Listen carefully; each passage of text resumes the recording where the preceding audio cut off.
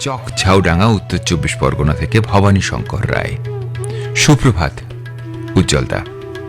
আকাশবাণীর চিরন্তনী অনুষ্ঠানের সকল শ্রোতা বন্ধুদের জানাই শিক্ষক দিবসের শুভেচ্ছা ও অভিনন্দন।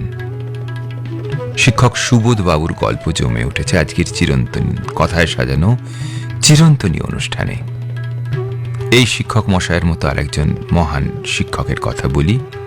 শ্রী শ্রী গুরুচাঁদ ঠাকুর, যার অনুপ্রেরণায় ভারতের পিছিয়ে রাখা সমাজের মানুষের জন্য সর্বজনীন শিক্ষা ব্যবস্থা শুরু হয়।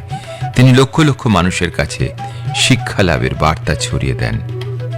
বিদ্যা ধর্ম, বিদ্যা কর্ম, বিদ্যা সর্বসার, বিদ্যা বিনা মানবের গতি নাই আর। ভবানী শঙ্কর রায় লিখেছেন। অনেক ধন্যবাদ আপনাকে, খুব সুন্দর করে কথাগুলো বললেন।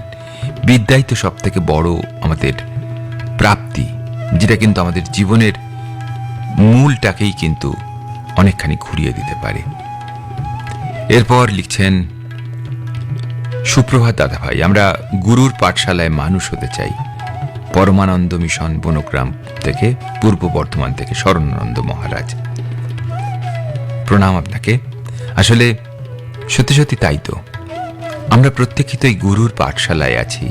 এই প্রকৃতি আমাদের গুরু, আর কত আমাদের শিক্ষক। কথায় বলে না, গুরু মেলে লাখে লাখে, শিষ্য মেলে এক। আসলে তাই তো, শিষ্য তো সেই যার নেওয়ার ক্ষমতা আছে। পৃথিবীর সবকিছু থেকেই তখন সে গ্রহণ করতে পারে তার শিক্ষা। আর সে